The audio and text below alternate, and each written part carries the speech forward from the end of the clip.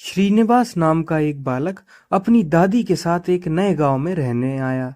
वे दोनों गांव के साहूकार के पास पहुंचे। साहूकार अपनी तोंद फुलाए कुर्सी पर बैठा था। दादी और पोते ने साहूकार को प्रणाम किया। दादी ने उससे कहा, मालिक, हम दूसरे गांव से आए हैं, अब यहीं रहना चाहते हैं। आप हमें सिर छिपाने की जगह दे दें, बदले में हम आपके घर के काम कर देंगे। साहूकार ने मन में सोचा, बिना दाम के दो मजदूर मिल रहे हैं, इन्हें क्यों छोड़ा जाए। वह मान गया। उसने घर के पिछवाड़े उन्हें रहने की जगह दे दी। दादी ने पूछा, साहूकार जी, इसका किराया क्या लगेगा। साहूकार ने झट से बताया, मेरे घर में 4 भैंसें, 3 बैल और 4 गाय हैं। उन सबको चराना होगा।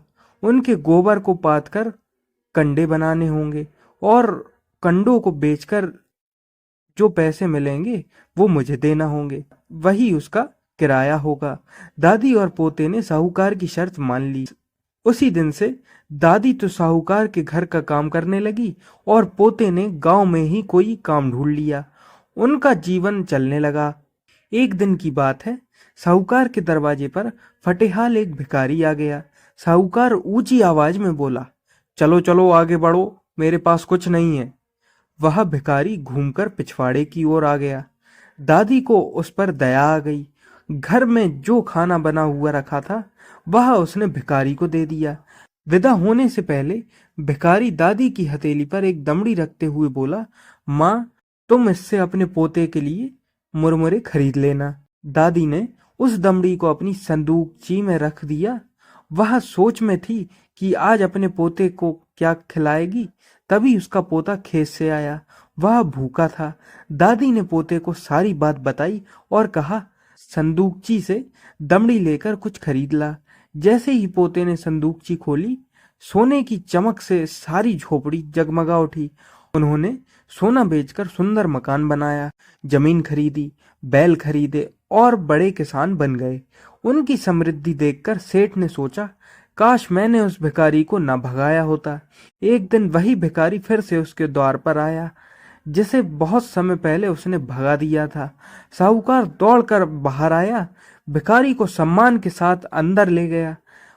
इसके बाद थाली में 56 व्यंजन लगाकर उसके सामने ले आया। मुस्कुराते हुए भिखारी ने छक्कर भोजन किया। जाते हुए वह साहूकार को भी एक दमड़ी दे गया। दमड़ी हाथ में आते ही साहूकार की खुशी का ठिकाना ना रहा। उसने दमड़ी को बड़े जतन से अपनी तिजोरी में रखकर ताला लगा लिया। उस रात उसे नींद नहीं आई। वह बार बार तिजोरी के पास आता और फिर बिस्तर पर लेट जाता। इस तरह पूरी रात घूमते हुए बीती। सुबह जल्दी साहूकार तिजोरी खोलने आया।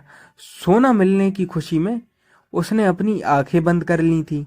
वह सोच रहा था कि उसकी पूरी तिजोरी जगमगा रही होगी, लेकिन यह क्या हुआ। तो बिल्कुल उल्टा, उसकी तिजोरी में रखा हुआ धन कोयला बन चुका था।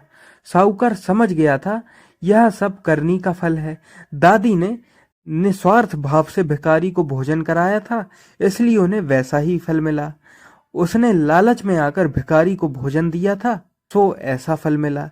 इसके बाद से साहूकार का व्यवहार हमेशा के लिए बदल गया। आपने मुझे इतना समय दिया, इसके लिए धन्यवाद।